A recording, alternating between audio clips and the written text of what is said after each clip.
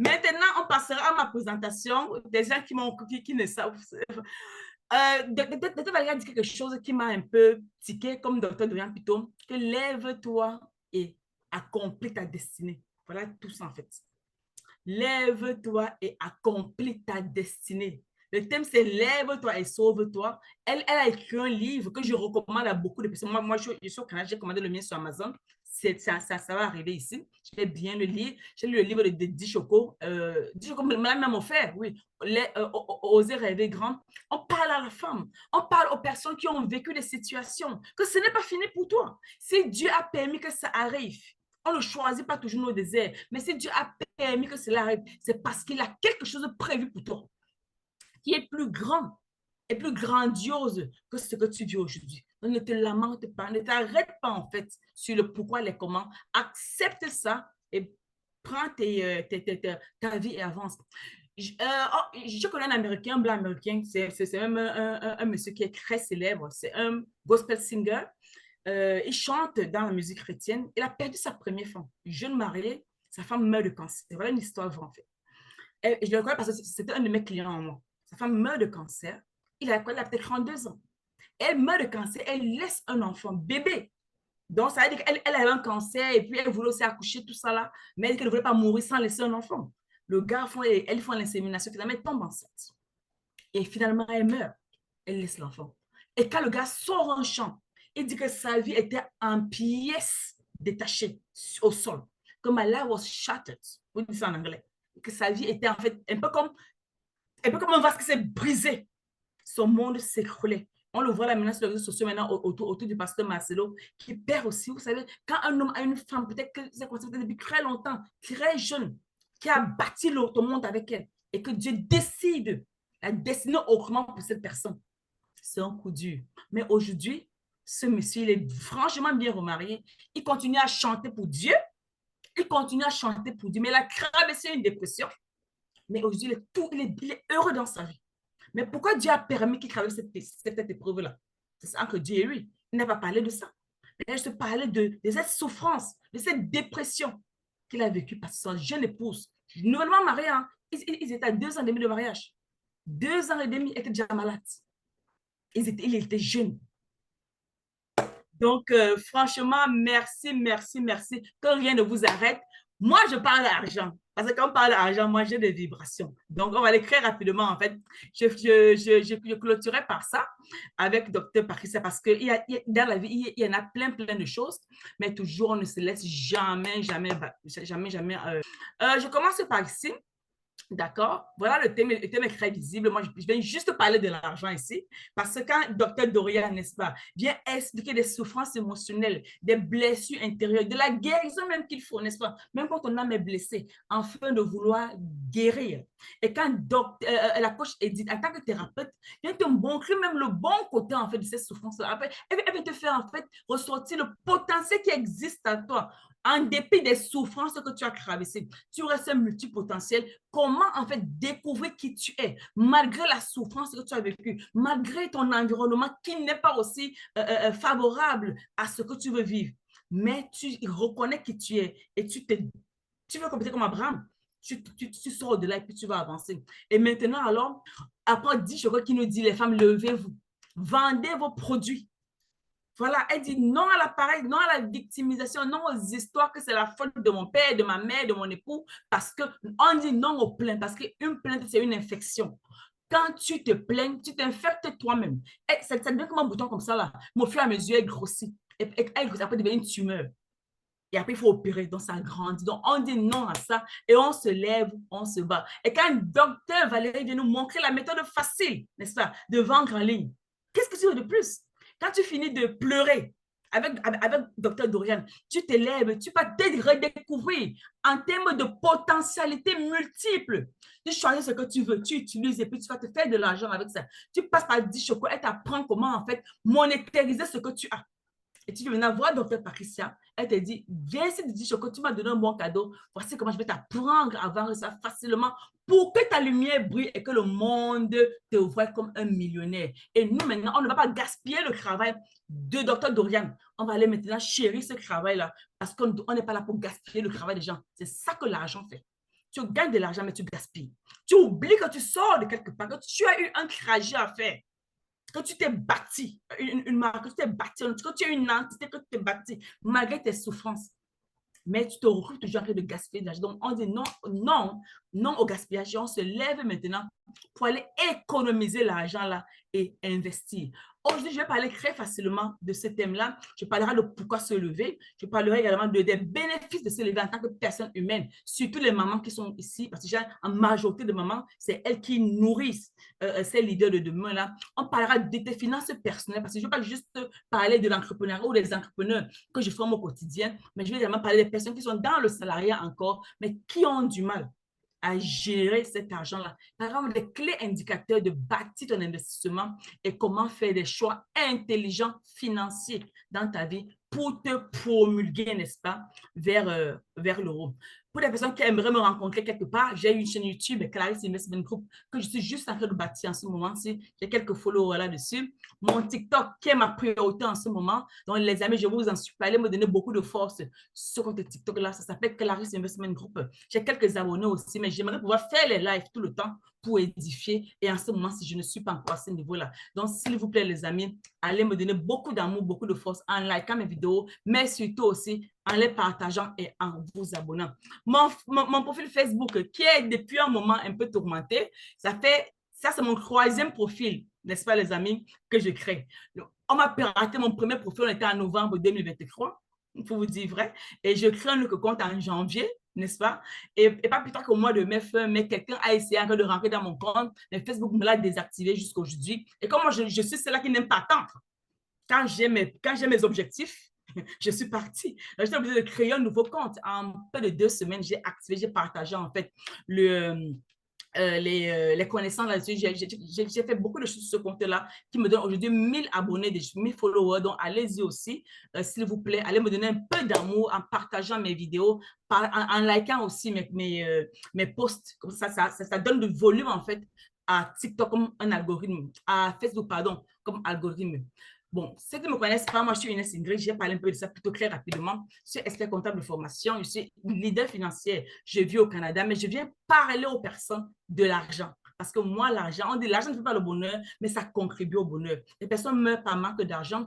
Les personnes meurent de soins par manque d'argent. Les personnes n'arrivent même pas. Les gens ont des blessures émotionnelles, n'est-ce pas? Parce que dans leur souffrance, dans leur enfance, ils ont manqué des repas. Mais ça ne nous arrête pas. C'est ça que je viens en parler aux mamans aujourd'hui, que lève-toi et apprends aussi à faire un peu de commerce, à te débrouiller afin de mieux gérer ton argent. Mon expertise, c'est de diagnostiquer tes finances. À quel niveau tu te trouves dans tes finances? Est-ce que tu es un peu averse au risque? Est-ce que tu as les dettes ou pas? Quels sont tes indicateurs financiers? Quelles sont tes priorités par rapport à ton argent? Et quand je vois ton compte bancaire, ça me dit même effectivement où est-ce que tu dépenses ton argent. D'accord? Maintenant, on rentre dans le vif du sujet. Pourquoi se lever dans les finances? Les finances, les amis, je vais dire, c'est au centre du monde. On voit beaucoup de millionnaires là maintenant. Et ces millionnaires également investissent dans le social. De d'autres doivent parler plutôt de l'orphelinat. Quand tu veux même prendre soin d'un enfant, il te faut de l'argent. Moi, au Cameroun, j'ai créé une fondation. J'ai 315 enfants que chaque année, je m'occupe de l'éducation de ces enfants-là. J'achète les cahiers, les livres, les craies, parce que c'est les enfants dans un village très, très, très pauvre. Et j'ai déjà commencé la campagne de collecte de dons, parce que je vais les visiter en septembre. Mais tant que tu n'as pas d'argent, tu ne peux pas le faire. Tant que tu n'as pas d'argent, tu ne peux pas penser même à contribuer au bien-être social d'un enfant. Sans argent, tu ne peux pas te laver parce qu'on paye l'eau. Sans argent, tu ne peux pas avoir de la lumière. Tout ça est devenu monétarisé maintenant. Donc, à l'époque de nos parents, c'était peut-être bien pour bien, mais de nos jours, on a une valeur monétaire à chaque bien qui fait que tu dois prendre en fait cet aspect financier au sérieux. Sinon, tu vas gaspiller la destinée et l'opportunité que Dieu te donne de créer de la richesse. D'accord? Moi également, je vais en fait te permettre d'avoir un équilibre sain entre tes dépenses, ton épargne, mais surtout en devenant prospère tout en bâtissant un avenir financier stable. Voilà grosso modo en fait pourquoi tu dois te lever et c'est important pour moi de cœur à cœur parce que j'ai peut-être pas connu la souffrance quand j'étais petite, mais j'ai vu des personnes mourir mourir de mourir. Et en tant que petite fille de cultivateur, parce que mes grands-parents étaient cultivateurs, je n'ai pas manqué de nourriture, mais on sait tous, hein, on n'a pas tout ce qu'on voulait. Même les enfants des riches n'ont pas tout ce qu'ils veulent. Donc, mais on a quand même tous le basique dans notre enfance, mais j'ai toujours voulu plus, quoi. D'accord? Comme tout enfant. Les bénéfices de se lever. Quand tu gagnes ton argent, tu dois comprendre le monde financier actuel dans lequel tu exerces en tant que personne. Et tu dois agir en conséquence. Ma grand-mère allait peut-être couper peut-être une feuille de bananier derrière sa maison. Elle prend sa pierre, elle écrase de l'arachide, elle mélange avec l'eau, le sel, elle attache quelque part, elle met l'eau au feu, elle prend le bois quelque part, elle met, c'est fini. Elle n'a pas besoin de dire que la maison, il faut construire, il faut investir, il faut préparer la retraite, parce qu'elle savait que ce n'était pas son monde de la retraite. Tout ce qu'elle connaissait, c'était cultiver, puis vendre les récoltes, et vendre, puis prendre de l'argent peut-être, acheter peut-être la viande de l'opposition de temps en temps. Parce que ma grand-mère était une entrepreneur, elle vendait les arachides, le riz et autre chose. Ouais. Mais aujourd'hui, on doit prendre conscience du monde actuel, du monde financier dans lequel on agit. Il faut aussi apprendre à optimiser tes dépenses. Ce n'est pas le salaire qui gagne qui te définit, mais c'est comment tu gères cet argent en fait qui te définit. Parce que si tu gères ça mal, tu n'auras rien. Quelle est la répartition essentielle de ce que tu veux investir dans le temps? Pour moi, ça veut dire que par quoi aimerais-tu commencer dans ton investissement? Voudrais-tu commencer par investir d'abord dans l'immobilier? Ou alors, comme dit Choco, donner beaucoup de business. La vente de nourriture, la vente des perruques, dans les make-up, que je salue au passage Irène Nouga, une personne avec qui je suis très proche, elle fait du make-up. Est-ce que tu veux commencer par faire ça? Quel est en fait, par où aimerais-tu commencer dans ton investissement? Quel est le calcul de la rentabilité même de ce projet-là? Quand tu décides de vendre de la nourriture, tu vas le vendre à quel prix? Connais-tu comment on calcule le prix de revient d'un produit? Voilà les choses, quand on parle d'agir dans le monde financier actuel, voilà ces connaissances-là que tu vas aller t'approprier comme toute industrie afin de vouloir te stabiliser et avoir un avenir financier prospère. Tu dois, si tu as les dettes, moi je vais dire, auprès des dettes rentables, auprès des dettes à taux d'intérêt minime, mais qui peuvent peut-être te générer des revenus passifs, qui vont amortir un peu ce coût de la dette. Apprends à générer plus d'argent, toujours et toujours. Même si tu es salarié, si tu n'as pas encore une entreprise que tu bâtis sur le côté, en tant que salarié, travaille dur sur toi. Je le dis toujours dans mes posts. Apprends à investir sur toi-même. Apprends à travailler dur sur toi que sur le poste que tu occupes.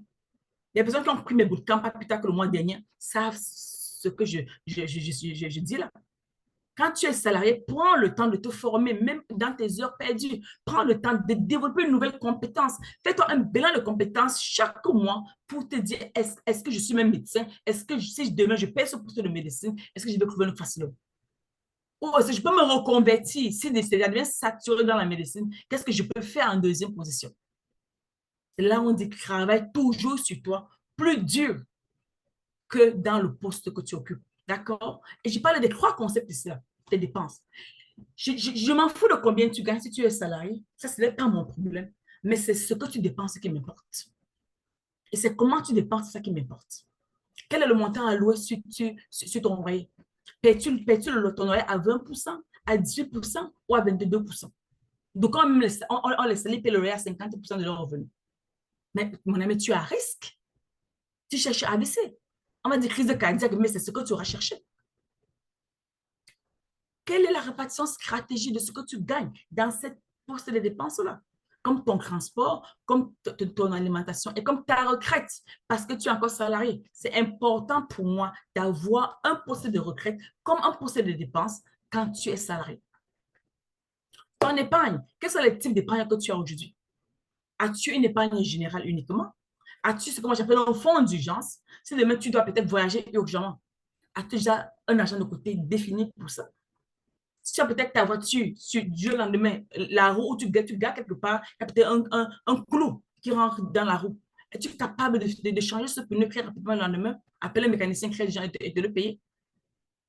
C'est ça qu'on dit un fonds d'urgence. Et 98% des salariés n'en ont même pas ça. Parce qu'ils se plaignent que l'argent n'aime pas d'avoir assez. Mais parce que tu gères mal en fait ce qui te donne. Et ce que tu as aussi, c'est la valeur que tu es.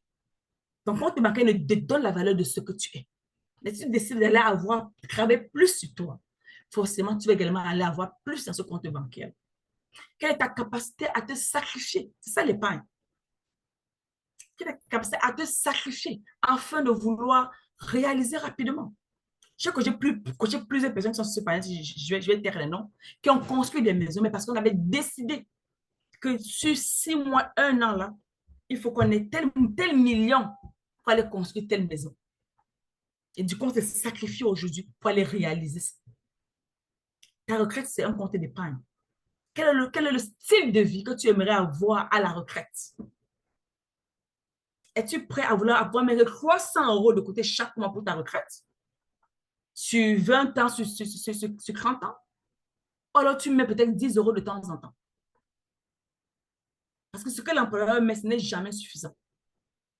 Il faut que toi aussi, tu te sacrifies aujourd'hui pour avoir un style de vie à ta retraite. Es-tu prêt pour te sacrifier, pour transmettre? On transmet peut-être un patrimoine à ses enfants ou à sa famille. Mais on transmet aussi, comme ce qu'on fait là, de la connaissance aux personnes autour de nous. Ce qu'on a vécu nous a transformés. C'est la transformation là qu'on vient aujourd'hui, au bout de 4 heures de temps, avec plus de 50 personnes encore dans le Zoom, parler avec vous. D'accord? Ton investissement. Quel est ton plan d'investissement sur 10 ans, sur 15 ans? Tu payes même seulement sur 3 ans. Dans quoi aimerais-tu investir dans 3 ans? As-tu déjà fait un plan d'investissement? J'ai dit souvent aux gens qui prennent mes événements payants, pardon, que prends-toi un cahier d'objectifs financiers. Fais-toi une liste de 200 rêves ou 3000 rêves que tu aimerais accomplir par ordre de priorité. Et chaque année, va choisir 2, 3, 4 sur lesquels tu vas travailler parce que ces rêves-là peuvent devenir des objectifs et tu me mets les délais dessus. Et chaque année que j'exige que chacun qui prend mon événement, il a un projet financier sur lequel il travaille. Je vais l'accompagner dans ce travail-là. Toi, qu'est-ce que tu aimerais investir? Tu te plains, comme je le disais plus tôt, tu te plains que non, ton mari est allé à gauche, il est à droite, tu n'as pas assez d'argent pour vivre. Mais qu'est-ce que tu en fais? Est-ce que tu développes une activité comme ça sur le côté pour compléter en fait tes fins du mois? Non. Ou tu lis même des livres qui peuvent t'aider dans ce sens-là? Non. Ou tu prends des formations? Non, tu n'as pas d'argent, mais tu vas travailler quelque part. Tu veux des gens qui ont fait les 2, 3 boulots parce qu'ils aimeraient payer des formations, parce qu'ils ont des projets derrière. Dans quoi aimerais-tu investir? Sur quoi aimerais-tu investir? Par quoi aimerais-tu commencer à investir? Et quelle est la durée de ton investissement? Et quel est le retour sur investissement? Voilà les calculs, en fait, qui sont très faciles à faire, mais qui peuvent t'aider, en fait, à venir définir qui tu es. Et si tu ne sais pas le faire, tu vas rater, en fait, le futur qui est glorieux devant toi. D'accord? Alors, je vais continuer très rapidement. Merci, merci, merci. Maintenant, je vais passer maintenant aux dépenses obligatoires. Quand on est salarié, je parle beaucoup aux salariés ici, quand on est salarié, on a les dépenses obligatoires. Tu dois bien sûr manger, c'est une dépense obligatoire. Elle est fixe. Parce que chaque jour, tu te prends peut-être 2 ou 3 repas par jour, peut-être même 4 ou 5, si tu te le permets. Tu peux également avoir un loyer, c'est une dépense obligatoire. Tu as un transport. Les gens qui paient les transports avec les cartes de transport, comme dans nos pays ici, c'est une dépense obligatoire, elle est fixe. Même si tu as une voiture, tu payes l'assurance de la voiture, tu payes la maintenance, souvent elle est fixe, l'assurance elle est fixe. La maintenance peut être variée selon peut-être le problème de la voiture. Et aussi le carburant. Maintenant, les prix du carburant peuvent varier selon le prix à livre, parce que tout ça est indexé sur les marchés financiers. Donc maintenant, voilà les dépenses obligatoires. Mais comment alors tu alloues ces dépenses-là? Quelle est la grosse dépense, en fait, sur ton relevé bancaire? Quand tu prends ton salaire de 200 000 francs par mois, quelle est la grosse dépense? Le loyer. Est-ce que ton loyer est alloué à 15%? Moi, j'aime souvent dire même 18%. C'est le ratio moyen que quelqu'un peut habiter quelque part. Si tu habites dans un loyer qui est supérieur à 20% de ton salaire, c'est que tu es à risque. Tu vis au-delà de tes moyens. Déménage.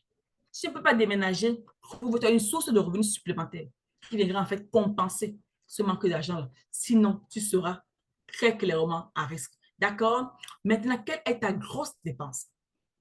Comment allouer les montants des dépenses? Il y a tout un calcul. Souvent, les gens je dis pour le loyer c'est 20% maximum. Moi, je dis même 18% pour des personnes qui ont des salaires moyens. Parce qu'il y a des choses également qu'on ne calcule pas, mais qui peuvent également, qui ont besoin d'être allouées, comme la santé. Les gens en Afrique souvent prennent les salaires, ils n'ont pas de budget santé.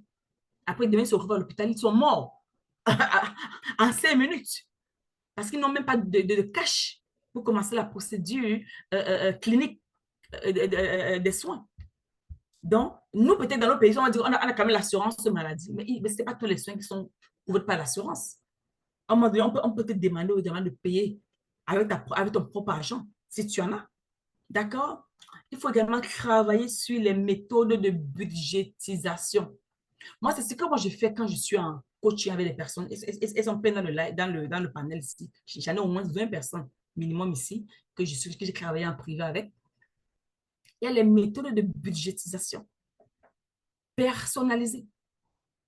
Et je viens d'abord te demander d'abord quel est le profil que tu aimes.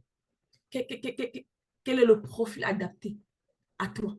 Parce qu'en te posant la question, je connais un peu si tu es un peu averse au risque, tu es peut-être une personne qui a peur de prendre des risques, si tu es peut-être un peu trop confortable dans tes finances, si tu es peut-être une personne qui dépense sans planifier, et quel est ton rapport avec l'argent. D'accord? Voilà les choses que moi je viens en fait travailler dans ton mindset et je déconnecte ça avec toi. Parce que quand on grandit dans un environnement qui nous rappelle que, oh, l'argent, franchement, si tu es riche, tu n'iras pas au ciel. Jésus a dit que les pauvres vont aller au ciel. Oui, Jésus a dit ça. Mais en chrétien aujourd'hui, tu peux également être riche pour créer des orphelinats, être riche pour bâtir des églises, pour extendre, pour étendre l'œuvre de Dieu. Tu peux aller dans une mosquée, tu changes les chaises de la mosquée, tu achètes de nouveaux tapis dans une mosquée, à une église, tu refais la peinture. Tout ça les paye avec de l'argent. Tu vis sur la terre. Dieu a dit que les pauvres iront au ciel. Mais en fait, tu as faim. En fait, tu n'as pas d'argent pour t'habiller. En fait, tu ne sais même pas si ton enfant ira à l'école en septembre. Parce qu'il faut peut-être une école privée ou une école spécialisée. Mais tu me dis que l'argent ne fait pas le bonheur. L'argent contribue au bonheur. Et si Dieu te dit que l'argent, quand les riches ne rentrent pas au ciel, il y a plein d'églises, plein d'églises. Il y a plein de parents qui meurent en accouchant, qui laissent leurs enfants. Faire une action sociale dans ce sens-là, ça t'ouvre les portes du ciel. Prendre 2, 3 enfants à charge parce que la maman est morte en donnant naissance à ces enfants-là. Mais franchement, tes péchés seront pardonnés. Parce que Dieu va voir que Dieu va te bénir pour que tu prennes soin de ces enfants-là. Et on dit quoi que le père les orphelins, non? Donc, travaillons en fait pour aller chercher cet argent-là. D'accord? Je vais maintenant parler de ton épargne. L'épargne me tient à cœur parce que beaucoup n'épargnent pas. Beaucoup de personnes n'épargnent pas. Ils ne créent même pas de l'épargne. Ils disaient juste que l'argent qu'on a là, ce n'est pas suffisant, coach. On va épargner même sur quoi? On a faim. On paye la maison chère. On paye l'électricité chère. Il y a même là, mon compte c'est un parce que je n'ai pas rechargé mon compte d'électricité. Mais chaque jour que Dieu fait, tes besoins vont augmenter. Parce que c'est ça, en fait, le risque, l'indicateur inflation. Quand tu vas plus en âge, tes besoins augmentent. Parce que tes besoins augmentent, les prix également augmentent. Donc, si tu n'épargnes pas aujourd'hui, demain, tu vas devoir épargner. Ou tu auras t'endetter pour vivre ce que tu vis aujourd'hui. Donc, il est important. Donc, quand tu vois ton épargne comme une dépense, comme peut-être manger, comme peut-être payer ta maison, le regard change. Donc, tu te forces maintenant à épargner. Pourquoi épargner? Parce qu'il pleut chaque jour. On a une saison pluvieuse. La Bible nous dit quand Dieu a parlé à Joseph, dans le rêve que Pharaon a fait, la Bible nous dit que Joseph, en fait, a interprété le rêve en disant que Dieu lui dit qu'il y aurait 7 ans de richesse et 7 années de famine. Dieu lui-même sait qu'il y aura l'opportunité qu'il va te donner où tu as tellement de la récolte. Mais il attend de toi, comme mes grands-parents le faisaient à l'époque, de mettre la nourriture au grenier. Parce qu'il y aura une saison que tu ne pourras pas récolter, mais que tu auras besoin de manger. Donc, il est important de savoir qu'aujourd'hui, là, je peux faire de l'argent, mais il faut que demain, je prépare la saison hivernale. Quand il fait beaucoup, la neige à Montréal fait tellement chaud, je trouve même limite, étant chez moi avec un AC qui tourne ici. Mais quand, quand il fait tellement chaud comme ça, on aura peut-être septembre au Canada, il va commencer un peu à faire froid. On va aller chercher les manteaux, les bottes. Octobre, il va faire froid. Mais juin au Canada, souvent, c'est une saison qui est pire qu'en Afrique, surtout à Montréal, pour les personnes qui habitent à l'Est du Canada. Chez moi, en Alberta, c'est peut-être un peu plus flexible. Vous voyez? Parce que c'est ça l'effet de la nature, les amis. C'est ça l'effet de la nature. Et Dieu qui a créé cette nature-là est conscient qu'aujourd'hui, tu auras faim, va te bénir avec de la nourriture, mais que demain, tu auras besoin de la nourriture encore pour manger. Mais est-ce que tu seras capable, quand ta peau va vieillir, quand ta peau va faiblir, d'aller travailler le même argent, ça tu auras la même énergie demain, de vouloir avoir cet argent-là, pour ne pas aller gagner au maximum et d'épargner afin de vouloir faire face à tes vieux jours. Voilà pourquoi on doit épargner. Voilà pourquoi on doit avoir un objectif financier. Voilà pourquoi on doit travailler sur des projets financiers dans le temps. Voilà pourquoi on doit bâtir un patrimoine financier pour transmettre. Si tu sais que tu veux créer un transmettre à ta famille, tu peux bâtir pour laisser aux orphelins. Si ta famille est trop riche, va travailler dur, tu bâtis. Et quand tu fais un testament, tu dis donner peut-être à telle église, à tel orphelinat ou à tel enfant que j'ai connu à un moment donné parce que je veux le bénir avec mes biens. D'accord? C'est très important. Maintenant, pourquoi investir? On investit parce qu'on veut générer des revenus passifs. Tout ça, on le sait. On veut également investir parce qu'on veut bâtir un patrimoine. Mais c'est la beauté de l'investissement encore, c'est parce que tu veux réaliser la destinée et l'appel de Dieu sur ta vie. Tout ce que l'on fait, la Didi Choco, docteur Dorian, la coach Edith, docteur Patricia, on est confortable dans nos maisons. On est là, on est quatre dans le Zoom. Et c'est gratuit. Qui va nous payer dans ce qu'on fait la personne? Donc, quand on travaille même dans la journée, on est rentré le soir. Donc, quand nous sommes en déplacement, parce que moi, je ne suis même pas chez moi. On est sur la route. Mais on a pris la peine, n'est-ce pas, de venir vous édifier. Parce qu'on répond à l'appel de Dieu sur notre vie. On répond à l'appel de Dieu sur notre destinée. Et ça, tu prends le temps d'aller apprendre. Souvent, ce n'est pas pour toi, mais parce que tu veux bénir des personnes. C'est ce que nous, on a fait. On allait apprendre pour venir vous bénir.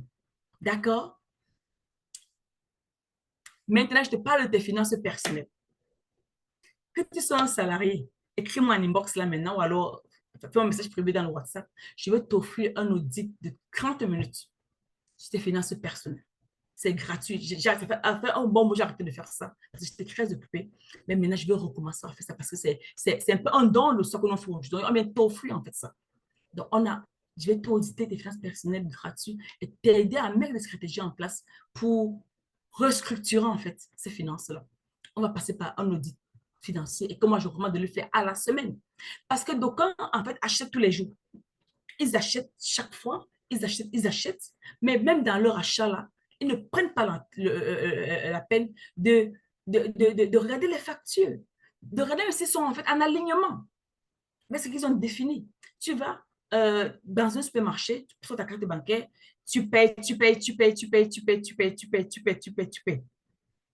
finis de payer, on te dit paiement refusé. Tu dis, ah, donc l'argent est fini. C'est que tu ne prends même pas la peine. Tu ne sais pas s'il y aura les prélèvements qui vont passer. Après, tu dis, hey, tu appelles maintenant tes copines. Maman, demain, j'ai l'assurance d'article qui va passer. Tu ne peux même pas me prêter 500 euros là. Hey, demain, je dois payer ma carte de transport. C'est très important, les amis, de savoir distinguer dans tes finances personnelles ce qui est important et ce qui est nécessaire. C'est pour ça qu'il faut planifier tes dépenses. Parce que planifier tes dépenses donne un contrôle sur tes finances. Je suis bien d'accord que les gens aiment aussi non planifier. Tu sors peut-être avec des enfants, vous allez peut-être au parc ou aller dans un mall, tu fais les glaces. Mommy, I want ice cream. Tu dis, OK, go ahead, let's get ice cream. C'est pas planifié, mais tu veux faire plaisir aux enfants. Voilà. Mais il faut que tu budgétises 10%. Ce montant-là, no matter what, ça doit être un maximum de 10%. Donc, quand ça va finir, tu dis, oh, sorry, mommy has no money anymore. Can we wait for next week? Tu l'as dit, ça cache. Celui qui veut, il pleure, il pleure. C'est que non, maman n'a plus l'argent. Les 10%, là, il faut que tu aies 10% maximum de dépenses non planifiées. Donc, et dans ta rigueur de ça, c'est ça que ça va te faire en fait. Tu vas aller avoir le contrôle sur tes finances. Même apprendre à dire non à toi-même et aux gens autour de toi, te donnera le contrôle sur ces finances-là. D'accord? Il faut aller prendre ça de loin. Et j'ai une discussion assez ouverte, c'est là que j'ai laissé. Ta vision financière. Qui sait ce que c'est avoir une vision financière? La coach Edith, quand elle est passée la thérapeute, quand j'aime bien l'appeler, elle a dit en fait quelque chose qui m'a créé, qui m'a très touchée ici. Je vais juste aller relire ça ici là, dans son message. Et c'est là où je vais en venir, parce que j'ai bien pris note là-dessus. Elle a dit que les visionnaires, je crois que c'est quelque chose de ce genre, en- que, que les multipotentiels ont de l'argent, mais ils manquent de vision. Voilà. Et les multipotentiels ont de l'argent, mais ils manquent de vision. Toi et moi, là, on est peut-être multipotentiels. Toi et moi, on n'est peut-être pas les non multipotentiels.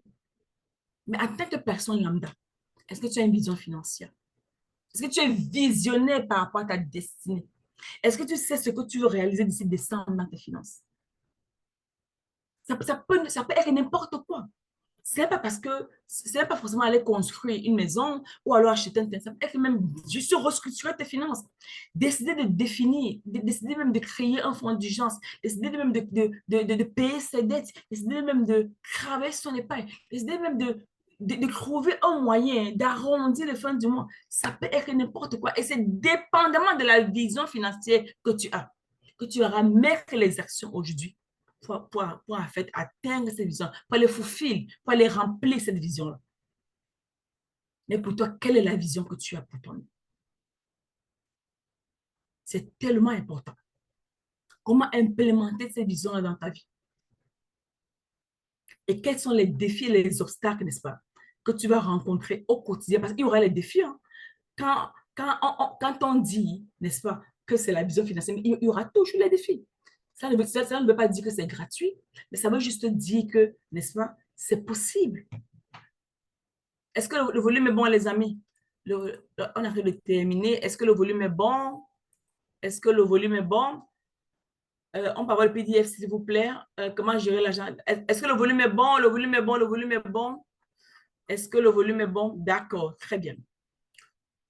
Il est où? Voilà. Je suis en train de lire les messages ici. Mes indicateurs clés, c'est quoi? Je disais plutôt, en fait, sur quoi dépenses-tu ton argent? Comment organises-tu tes priorités? Quelle est ta discipline financière? Quelle est ton habitude financière, n'est-ce pas? Et euh, quels sont tes projets financiers? Mettez-moi en commentaire sur quoi dépense ton argent. Je veux voir au moins 5 messages. Écrivez-moi en fait. Si tu dépenses ton argent peut-être sur les vêtements, c'est pas peut-être ton argent, peut-être pour aller au cinéma tout le temps. Sur quoi en fait dépenses-tu ton argent? Est-ce que je peux voir rapidement dans les messages, les livres, formations, voilà. Au moins, voilà une personne qui a compris. Vous dépensez votre argent sur quoi? Je veux voir. Je veux voir. Moi, évidemment, je dépense ça sur les livres et les formations. Outils de travail sur quoi?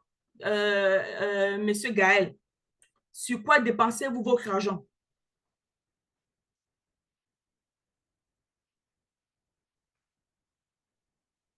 Sur les livres et les formations. La coach vient de dire les formations. D'accord. Formation, formation, formation, formation. Voilà, c'est très important, les amis. Je suis très contente de lire ces messages-là. Au moins, il y a quand même des personnes qui ont compris qu'investir sur eux ou sur elles, c'est la clé. Maintenant, ici, euh, je sors de là, en fait. Je chute ici avec ça. J'ai une masterclass et j'ai une offre spéciale pour les personnes qui sont sur cette conférence. C'est comme elle est gratuite. J'ai une masterclass qui va commencer le 17 et le 18 dans 4 semaines à peu près. Elle est à 47 euros. La masterclass, je vais t'apprendre en fait à être maître de ton argent et à t'aider à économiser jusqu'à 10 000 euros. On parlait de budget un peu plus tôt. Vous voyez comment la photo sur le côté, en fait, la personne est en train d'arroser. C'est ça que je vais t'apprendre à faire. Arroser ce que tu es aujourd'hui afin de sortir en toi, n'est-ce pas, le meilleur de toi-même. Donc, j'ai une offre spéciale. Comme moi, j'aime bien. Elle est exceptionnelle. C'est ce que j'ai mis une offre promotionnelle. Pour toute personne qui est intéressée par cette offre, doit rentrer en contact avec moi. Vous savez, on m'écrit sur WhatsApp en privé. Vous avez de ce soir jusqu'au 24 juillet, jusqu'au 24 juin, qui est un lundi, minuit, heure de la France. Dès qu'il est minuit à Paris, moi je vis au Canada, c'est qu'il y a un décalage horaire, mais dès qu'il est minuit en France, l'offre promotionnelle s'arrête. D'accord? Mais si vous êtes intéressé ce soir, parce que c'est quand même 10 euros à peu près de rabais, la mascara va te coûter 37 euros maintenant au lieu de 47 euros parce que tu vas prendre le contrôle de ton final, de ton argent et être maître de cet argent-là. Il n'y a plus rien à faire. Dis Choco parler d'engagement. On ne va pas juste venir faire des formations comme ça et des conférences et après vous ne vous engagez pas. Il faut s'engager. C'est ce que tu fais qui fait la différence. C'est l'action que tu poses qui change la donne. Tu ne peux rien faire en fait, n'est-ce pas, sans t'engager. Ton engagement te fait toute la différence. D'accord? Est-ce qu'il y a des questions? Je vais aller voir les questions. Bourse, formation, d'accord. Alors, moi, j'ai terminé. Il faut appliquer les formations. Oui, Di Choco, je suis très d'accord avec toi, Di Choco. Il faut franchement appliquer tout cela. Je vais maintenant terminer avec comment faire des choix financiers intelligents. Très important. On n'a pas pris par le temps. J'avais prévu un peu des quiz ici, mais il n'y a pas beaucoup de temps. Je vais juste expliquer cela, que pour faire des choix financiers, il faut que tu t'asseyes et que tu fasses une évaluation de ta personne. Il n'y a rien, franchement, de plus beau de décider de commencer à prendre la peine de faire les rendez-vous avec toi-même, les rendez-vous galants avec toi-même. Que bon, moi, je suis à ce niveau-ci, qu'est-ce que je peux faire? Si je peux parler peut-être de plaintes, tes plaintes, ça ne sert à rien, non, je n'ai pas d'argent, ça ne va pas te ramener l'argent dans ton compte bancaire. Comment je dois le faire pour me créer de l'argent, pour me faire de l'argent? D'accord? Tu as décidé de changer et appliquer les prospectives, appliquer le changement, appliquer les formations, je le disais, appliquer les stratégies qu'on vient t'apprendre. Tout ce qu'on s'est dit depuis 4 heures, il est quoi? Il est déjà 18 heures à Montréal, il est peut-être quoi? Minuit en Europe. On est toutes là debout. Même au Cameroun, il est peut-être 23 heures en Afrique. On est là. Il faut appliquer. Ça, c'est de la valeur gratuitement qu'on vient partager avec 50 personnes minimum dans le Zoom. Il faut partager. Il faut essayer de réduire tes dépenses de 30% à partir du mois prochain. Si tu as que à partir du 1er juin, 30% de mes dépenses iront dans un compte d'épargne. Et force-toi à vivre avec 70%. Les week-ends, tu ne sors plus. Les événements heureux et malheureux, tu n'y vas plus. Au moins comme ça pendant 3 mois. Et tu vois la différence que ça fera dans ton compte de banque. Et tu investis intelligemment. Si tu décides d'investir, apprends d'abord comment investir.